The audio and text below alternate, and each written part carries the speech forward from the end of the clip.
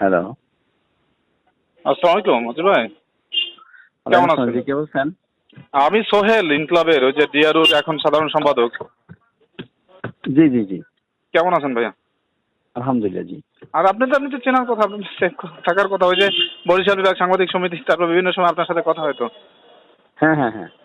আমি ওই এখন তো আবার ঢাকা রিপোর্টার্স ইউনিটির জেনারেল সেক্রেটারি। আপনাদের দোয়ায় খুব কম বয়সে আলহামদুলিল্লাহ, আলহামদুলিল্লাহ আলহামদুলিল্লাহ, নির্বাচন। কংগ্রাচুলেশন। ধন্যবাদ ভাইয়া। ভাইয়া একটা বিষয়ে একটু ফোন দিয়েছি। ওই আমাদের ইনক্লাবের একটা ইয়ে আছে, রিভার সাইড লেদার। এখন এটা আগের এমডি মোটামুটি ওকে করে গেছিল, কিন্তু এমডি স্যার তো আমিও আপনিও আচ্ছা, যেরকম তারে আমি একটু একটু সাপোর্ট দিচ্ছেন, তুমি তোমার চ্যানেলে থাকো। আপনিও যেরকম তারে সাপোর্ট দিচ্ছেন, আমিও তার সর্বোচ্চ সাপোর্টই দিচ্ছি, বুঝছেন ভাইয়া? এই ভাইয়া যে রিভার সাইডে যেটা হয়েছে, ওই যে জি এটা সালমান স্যারও ফোন করছিলেন, অর্থমন্ত্রী জি মহোদয় ফোন জি করছিলেন। জি ঠিক আছে? তাই আমাদের চেয়ারম্যান স্যার আবার সালমান স্যারের সাথে কথা বলেছেন যে এইটা মন্ত্রণালয়ে একটা অর্ডার দিয়েছে। জি যে আদেশের আলোকে অর্ডারটা দিয়েছে, ওই আদেশে ওনারা যে যে সুবিধা চায় ওই যে সুবিধাটা কভার করে না। হ্যাঁ, জি কভার না করার কারণে বলা বলা হয়েছে যে মন্ত্রণালয় আবার চিঠি দিয়ে দিলে তখন এটা করে দেবে। ওকে। না কিন্তু এমনিতে এর আগেও কিন্তু একাধিকবার মন্ত্রণালয়ে যে না, গেছে। না, একাধিকবার ওনাদের দেওয়া হয়েছে। সেই যে দেওয়া, জি সেই সময় যে সমস্ত শর্ত দেওয়া হয়েছিল জি ওই শর্তটা ওনারা প্রতিপালন করেনি, আরো বেশি সুবিধা চাচ্ছে। তা আরো যে বেশি সুবিধা চাচ্ছে ওইটা বাংলাদেশ ব্যাংকের সার্কুলারে কভার করে না। না কিন্তু এটা আমরা তো মন্ত্রণালয়। ভাইয়া ওই এখানে যেটা বলা হয়েছে, এমডি স্যারও হয়তো গভর্নর স্যারের ভুল বলছেন আর কি একটু, বা না, কোনো না, মিস চিন্তা। বোর্ডে এটা নিয়ে ওনাদের পক্ষে চেয়ারম্যান স্যার নিজে অ্যানালাইসিস করছে।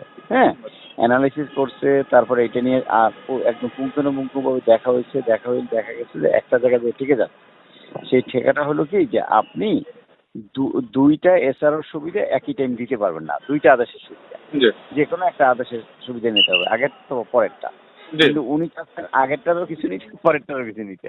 তো এই দুইটা আদেশের সুবিধা নিতে গেলে সেই ক্ষেত্রে মন্ত্রণালয় থেকে একটা ক্লারিফিকেশন লাগবে। ওইটা মন্ত্রী মহোদয়ের সাথে কথা বলতে, মন্ত্রী মহোদয় বলছে তুমি মন্ত্রণালয়ে পাঠাই দাও, আমি দিয়ে দিই। জি। এই পর্যায়ে আছে, জিনিসটা পজিটিভই আছে। না কিন্তু তারপরেও একটু মনে হয় যে আজকে গভর্নর সাথে এমডি স্যার বলছেন যেটা, যে এরা তো সময় বেশি ক্ষেপণ করছে, আসলে সেটা না।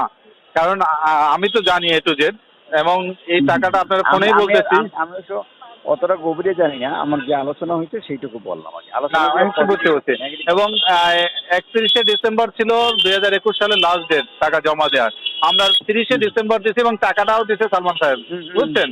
এই টাকাটাও সরাসরি উনি 20 কোটি টাকা উনিই দিচ্ছেন, এটুকু বললাম আপনাকে, বুঝছেন? এবং আমি এ টু জেড আমি আর কি তার সাথে জড়িত আর কি, যেহেতু আমাদের অফিসের, এই কারণে আর কি, বুঝছেন? তো আপনি একটু এমডি স্যারেও একটু বুঝাই বললেন যে এটা পজিটিভলি যতটুকু দেখা যায়, কারণ আগের এমডি কিন্তু ওকে করে গেছে। না, না, 100% পজিটিভ। আমি আপনাকে ভুল বুঝাতে পারে, এটা 100 পুরো বোর্ডই পজিটিভ। জি জি হুম, ওকে।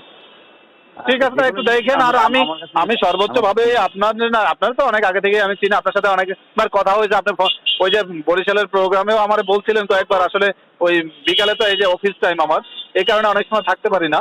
তো দেখি ইনশাল্লাহ সামনে থাকবো আর কি। আর আমিও এখন ঢাকা রিপোর্টার্স ইউনিটির আপনাদের দোয়ায় সাংবাদিকদের মূল সংগঠন। একবার চলে আসেন, কথা বলবো। আপনারা তো আমাদের ইনশাল্লাহ। বরিশালের আমার। না না, আর আপনাদের কারণেই তো, আসলে আপনাদের সহায়তায় তো আগাইছি এ পর্যন্ত। দোয়া রাখবেন আর কি ইনশাল্লাহ। জি, তো ভালো জি থাকেন। জি জি ভাইয়া, আসসালামু আলাইকুম।